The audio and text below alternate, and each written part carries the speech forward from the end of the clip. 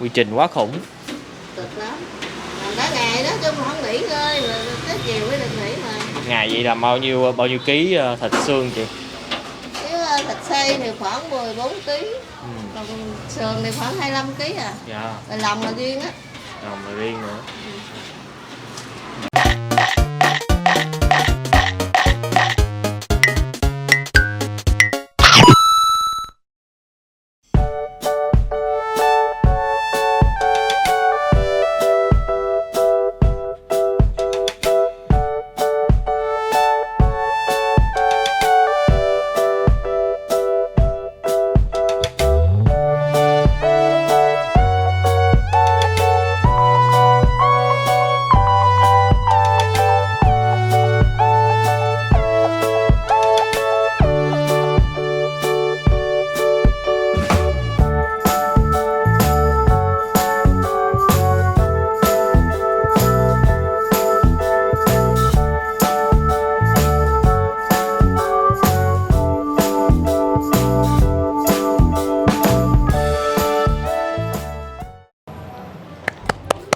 Xin chào cả nhà, Gia Phú và Mèo rất vui được chào đón cô chú anh chị cùng tất cả các bạn đã đến với PM Food Travel. Quay like rồi bạn.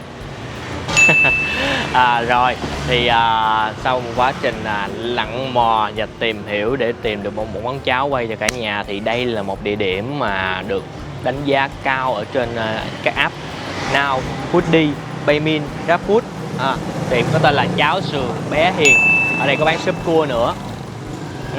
Thì Phú có đến tìm hiểu và sẵn đi định hẹn một ngày khác, nhưng mà sẵn tiện là ngày hôm nay Phú đang đi tìm sân banh, tại vì bị đuổi không có nơi để tập thể dục thể thao nữa, thì sẵn tiện là buổi chiều nay là cũng hẹn lại để mà quay ngày hôm nay để chia sẻ cho cả nhà, bởi vì có được cái quy trình cực chất để cả nhà có thể tham khảo kỹ hơn. Ở địa chỉ là 201/83 Nguyễn Xí, phường 26, quận Bình Thạnh. Địa điểm này bán từ 6 giờ sáng tới 12 giờ tối luôn nha, cho nên muốn ăn lúc nào cứ alo là có. Rồi, mời cả nhà chúng ta vào trong tìm hiểu. Đừng quên like, share cũng như là ấn nút đăng ký. Cảm ơn cả nhà rất là nhiều.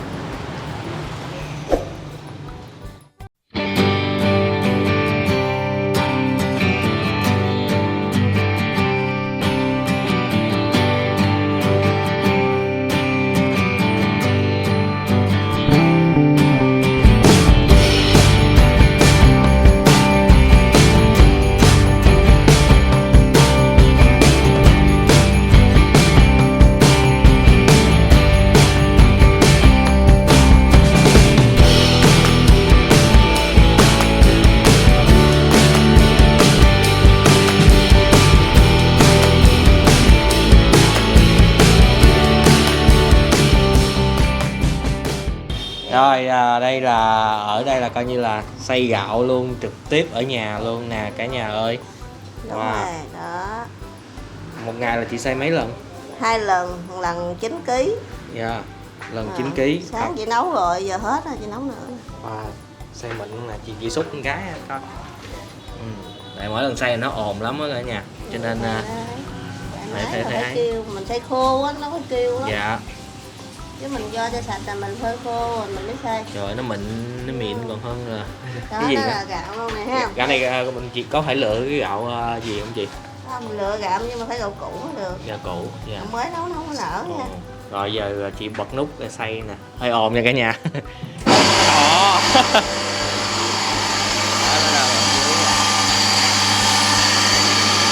Trời ơi. Cái máy này mắc tiền không chị? 15 triệu. 15 triệu. Là nó bán chuyên dụng hay là mình thấy bán chỗ nông nghiệp á. Dạ. Nó bán loại nhiều loại máy lắm, rồi mình lựa cái máy mà mình xay á. Hên thiệt. Ok. Rồi, đây nấu cháo hai chị bưng cái thau đổ vô nè. Thau bột hồi nãy đó. Được chưa, đổ vô. Quay cho nó đỡ vón lên. Wow. Giờ đổ vô là khoảng bao lâu là mình sẽ được chị? Nửa tiếng á, nửa tiếng là nó nở, tại vì mình trước khi mình nấu nồi nó sôi là 1 tiếng màu rồi đó. Dạ. Vậy khoảng nửa tiếng là nó đặc. Là nó đặc là nó thành cháo á. Nó ra cái nồi giống nồi bên kia đúng không chị?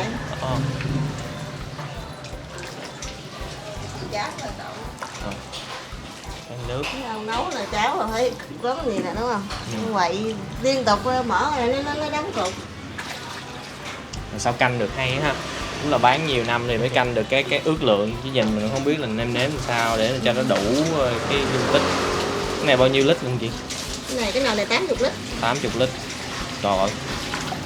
Mà giờ là mình nấu 2 nồi này à. nấu hay giờ 160 lít cháo. Mà bây giờ là 4 giờ. Bán đến 12 giờ bán cho hết 8 chỗ này. Rồi cái 4 giờ còn mình nấu nồi nữa mình bán tới giờ này. Ngon. Quá khủng. Sườn non cái gì? Sườn với sụn. Sườn với sụn. Trời ơi. Nó quá khủng luôn. Bán từ 6 giờ sáng 12 giờ đêm. Hết là cứ luộc. Trời ơi, bán vậy rồi giờ giấc nghỉ ngơi sao? Chia ra 2 ca. Mà thường em thấy người ta bán một buổi thôi, tại sao chị lại bán luôn cả ngày dữ vậy? Tại vì người ta ăn cả ngày á Cưng. Dạ. Người ta lúc nào người ta muốn ăn là người ta đặt trên app hoặc là chạy lên người ta mua á. Mình bán vậy người ta muốn ăn giờ nào cũng được chứ.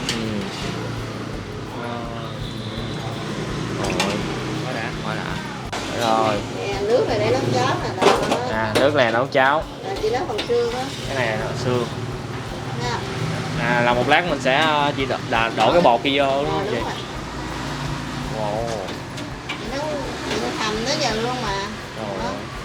Thấy không? Ngon, hấp dẫn không? Cháo quá chất chất lượng luôn á. Quy trình quá khủng. Cực lắm. Làm cả ngày đó chứ không nghỉ ngơi rồi tới chiều mới được nghỉ mà. Ngày vậy làm bao nhiêu ký thịt xương chị? Cái thịt xay thì khoảng 14 kg. Còn sườn thì khoảng 25 kg à. Dạ. Rồi lòng là riêng á. Lòng là riêng nữa. Đó, sườn xong bây giờ là tới lòng. Lòng. Wow. Lòng cô luộc. Là có tim nè. Tim. Cuốn họng nè. Cuốn họng nè. Lưỡi nè, đó cái lưỡi. Nấm hỏi mới luộc luôn. Ồ. Rồi cái nước này lát mình sẽ bỏ vô với hay sao chị? Bỏ vô cháo hay sao chị? Mình để riêng, không có bỏ vô cháo, mình nấu nước sườn bỏ vô thôi. Cái nồi cứ để vậy thôi. Rồi. Ồ, quá trời luôn. Cái này gan nè. Cứ tầm là giấc chiều là mấy giờ là mình làm một cái cử 2 để bán tối chị? Cái này khoảng 4 giờ là chị luộc rồi. 4 giờ. Là xong rồi đó, chị luộc xong rồi đó. Quá khủng. Đó, sau khi sườn nấu cái nồi về nước lèo bên kia là đem qua tiếp bỏ ở trong nồi cháo. Cho nó càng nhừ nó càng ngon. Nhưng mà cái này bán thì sao chị? Không, chị nấu nó nhừ luôn. Nấu nhừ luôn. Chỉ để trong ấy thôi cho nó có cái thịt để cho nó nhừ nước ra nó càng ngon nè, thấy không? Dạ. Đó là nước rồi, chị muốn một muỗng lên em coi. Đó là cháo của chị nè. Cháo nó nhuyễn rồi có thêm những cái tủy thịt nè. Ra đó. Trời ơi. Ok luôn. Nít là ta thích ăn lắm.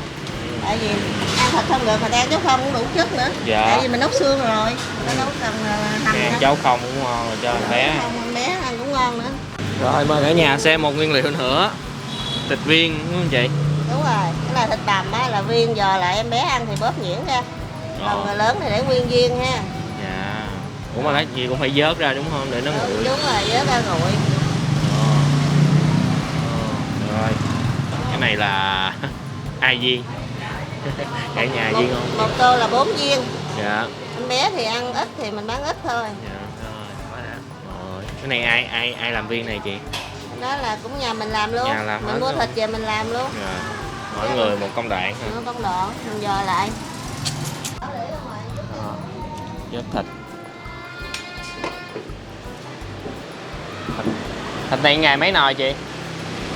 Tầm 2 tháng đi luôn lần thứ 3 rồi đó. Lần thứ 3 rồi. Wow, khủng khiếp quá. Dạ. Nói chung là ở đây là đồ là chị cứ hết mới nấu nóng tiếp. Tại vì sáng chị lấy chị bỏ tủ đó, sáng cứ hết nấu rồi khuya người ta giao tiếp. Chứ không có nấu sẵn để bán ấy. Nên đồ lúc nào cũng đảm bảo hết. Rồi, bây giờ là chị đang làm mấy phần? 4 phần, đều là cháo sườn sụn hết. Đúng rồi. Phần Phần này là 35.000. Đúng rồi. Đó. Rồi, đợi chị múc cháo.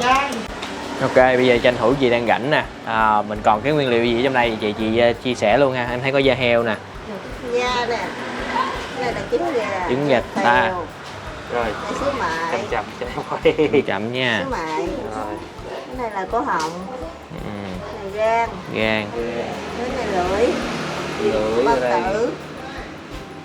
Tim. Tim. Sườn. Đó, sườn. Bắp thảo là chính là ta ăn nhiều lắm. Dạ. Em thấy là chị bán suốt nhưng mà chị có nghỉ ngày nào không? Có khi lâu lâu có một chuyện đột xuất có nghỉ à, Dạ. chứ không có nghỉ. Trên app là coi như là bấm là cháo sườn bé Hiền đúng không rồi, chị? Bé Huyền lại lên. À. Có băm min nè, nao với gáp.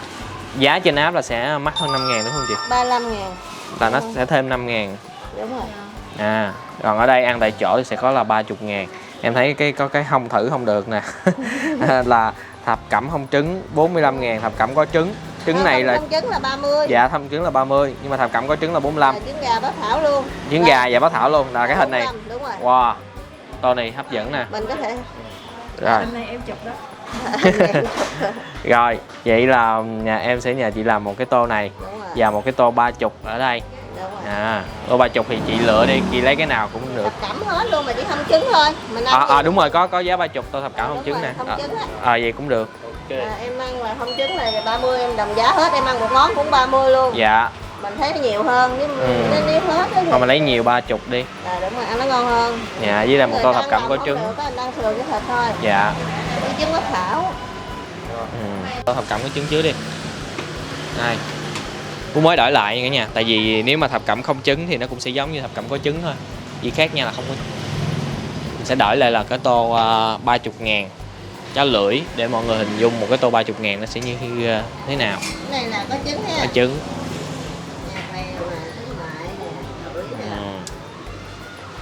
Đó, con này đầy đủ. trứng họng nè, da nè, Dạ. gan nè, gan ít hay nhiều mà lên đấy. Dạ. Bao tử nè, tim nè, sườn. Ồ. Mình ăn trứng luôn ha. Dạ. 45.000 là có hết luôn đúng không? Chưa cắt trứng nè. Để chị múc đầy. Để chị bỏ ở đây cho nó chín. Bỏ vô đây cho chín.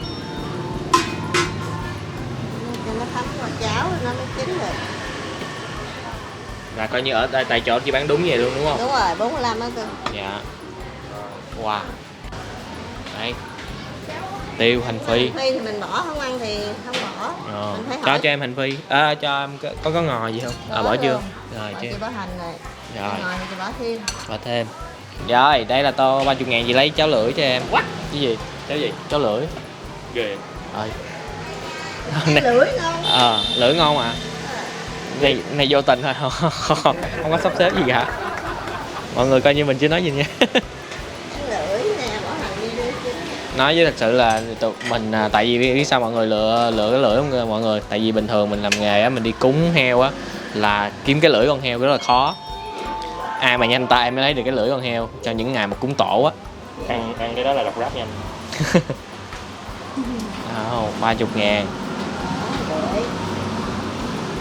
Đừng khuyến mãi cho em nha, bán đúng nha. Đúng nha. Đúng rồi. Chị bán sai là chị sẽ bị comment đó. Dạ ăn Đây thì mới bỏ nha. đầy đủ. Chị hỏi khách trước. Ừ. Ngồi chị bỏ ngồi. Dạ. Đó.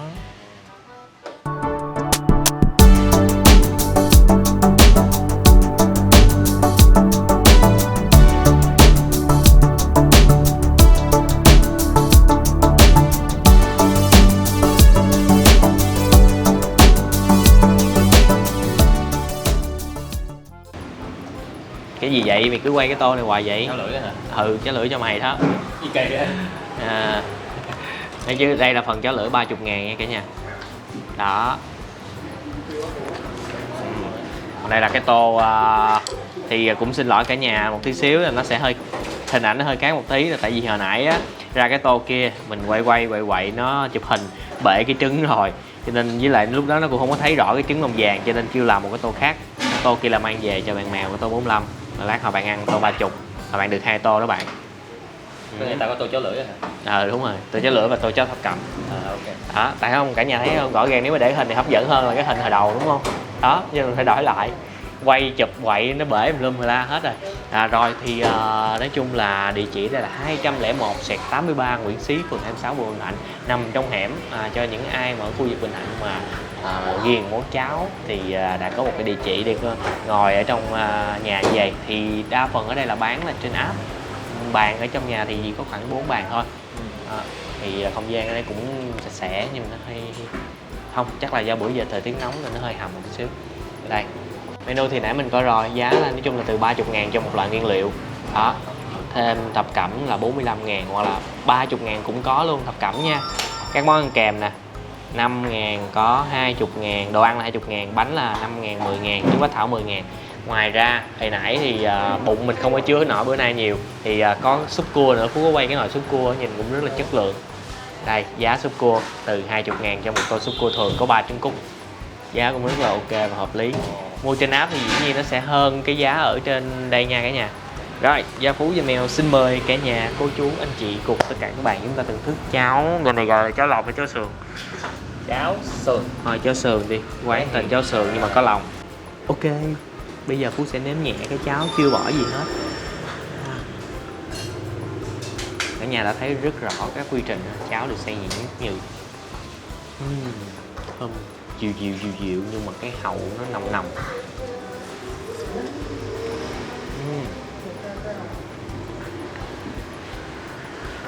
Cháo mịn ghê, tan ra liền luôn, nhuyễn nhừ, hương vị rất là vừa phải, rất là ngon. Bây giờ là Phú sẽ bỏ những cái gia vị vô nha, để tô cháo thêm phần hấp dẫn. Tí tô nè, ăn nó sẽ dậy mùi hơn, gừng để cho nó ấm bụng hơn. Đây, ít thôi. Đấy, thêm phần hấp dẫn, ít giá. Đây để bỏ cái trứng đó, chắc miếng chanh nha, cho thêm có vị chua chua. Đó, rồi lẹt, bỏ miếng ớt. Đây có trên đây là có ớt. Đó, nhìn cũng rất là bước mắt. 45.000. 45. Cả nhà thấy 45 chất lượng không? Đây, đầu thế đó là bánh quẩy ở đây. Sẽ có bánh quẩy mềm và bánh quẩy giòn. Bánh quẩy giòn là nướng nha, không phải là chiên nha. Không dầu. Không dầu. Rồi, bỏ vô luôn. Đây, bây giờ chụp cái tô này mới đẹp nè. Đúng không ta? Hết chỗ để chụp luôn rồi. Hết chỗ để chụp luôn. Thôi chụp cái tô kia được rồi. Tô này nó make up lên nhiều. Update. Full option. Rồi, để mình trộn lên. Mà mình không, bây giờ trộn nó hơi phức tạp, đang né sợ cái trứng nó bể nè, hơi ghét quá, xin lỗi cái nhà nha. Cái gì chướng mắt mình loại bỏ nó liền ngay lập tức đi. Đây, xin tạm biệt bạn, bye bye. Lộn xộn. Rõ. Trứng gà ta nha, thấy không? Đó, giờ quậy lên. Trời ơi, cháo xuất sắc, đồ ăn ngập tràn.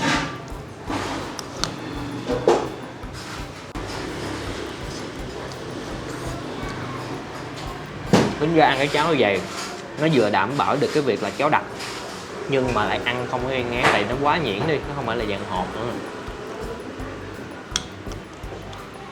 Mình thì cũng thích ăn cháo, lâu nhà nấu cháo cá này nọ mới ăn thôi. Có làm một cái chén mắm ớt tiêu gừng.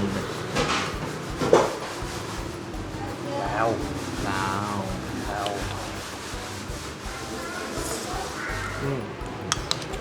Mình nhớ hồi lâu rồi cũng có mấy bạn kêu quay món cháo đó, cái này là vô tình một công đôi chuyện luôn.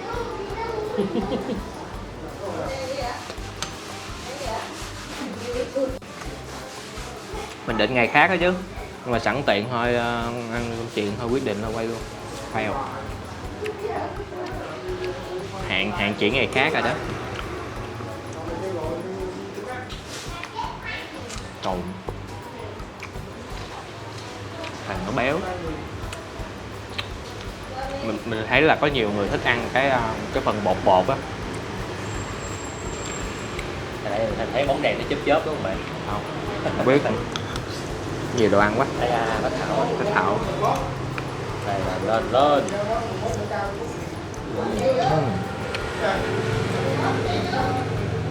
Nhớ nha, một tuần chúng ta chỉ nên ăn 1 đến 2 trứng bách thảo thôi nha. Ăn nhiều trứng bách thảo không tốt, mặc dù nó tốt cho sức khỏe. Thêm ớt nha, cho đỏ đỏ. Để có sa tế, bỏ này vô đi. Sa tế. Hấp dẫn quá. Đó, nó chớp đi, chớp vậy. Tràn chớp. Nó xạo vậy không? Ngon. Cháo quá chất lượng.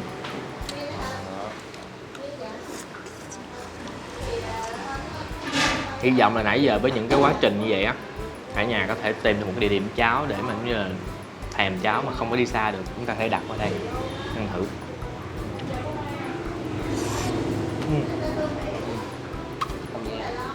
Nó ăn gan nhỏ nhỏ trong nhà. Ồ, là mang đi mà. Cái quẩy giòn này để nãy giờ nó cũng không bị mềm ha, giòn ráo. Lấy cái là bóp thử đó.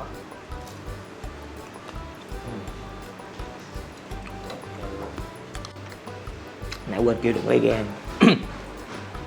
Phú thường Phú không thích ăn gan.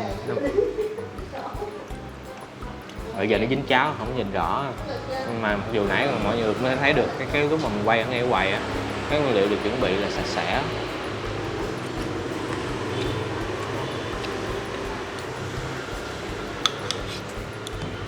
Mình thì không có gành gì chia sẻ về cháo nha, không biết là cái khẩu vị cháo của mọi người như thế nào. Mọi người thích cái xương sườn á, không biết là mọi người thích miếng ăn cháo loãng hay là cháo đặc, và cái vị cháo như thế nào. Có người thì thích ăn cháo lòng mà dạng mà cái màu nó sậm. Mình thì màu sậm hay màu này mình cũng ăn đều được. Trời ơi, cái miếng sườn nó mềm, nó có một chút mỡ.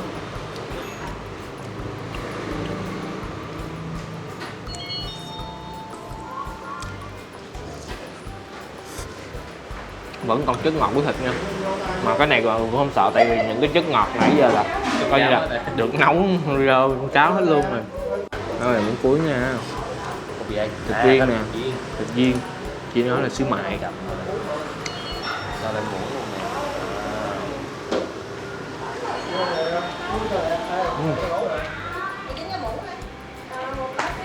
Viên á, viên mà gỏi miệng á, thịt viên nó nổ ra, nó tan ra.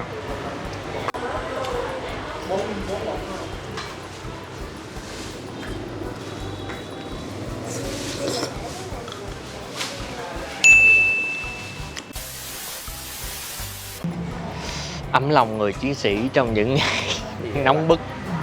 Nói chung là ăn từ cháo bỏ gừng bỏ tiêu vô, nó đổ mồ hôi đã quá, mà đã vậy trời nóng nữa cho nên cái cảm giác nó hơi lạ. Rồi ngày hôm nay thì giới thiệu một địa điểm bán cháo khá là chất lượng, không phải nói là vô cùng chất lượng để gửi đến cho cả nhà. Nãy giờ mọi người có thể hình dung rồi. Nói tóm lại thì Phú ăn thì Phú thấy là cái cháo này nấu rất vừa vị, nó không phải là qua cái dạng mà gọi là đậm đà ngọt hay là cái vị mặn, nó rất là vừa vị, ngọt từ ngũ cái xương. Thì mình có thể thêm nêm nếm vô để cho nó tăng thêm hương vị qua những cái rau rồi gừng này nọ, rồi thịt thì được chuẩn bị rất là sạch sẽ. Cháo là xay tại nhà luôn, và đặc biệt ở đây có cái nước sâm, ở nhà chị tự nấu luôn, uống cũng rất là ít ngọt.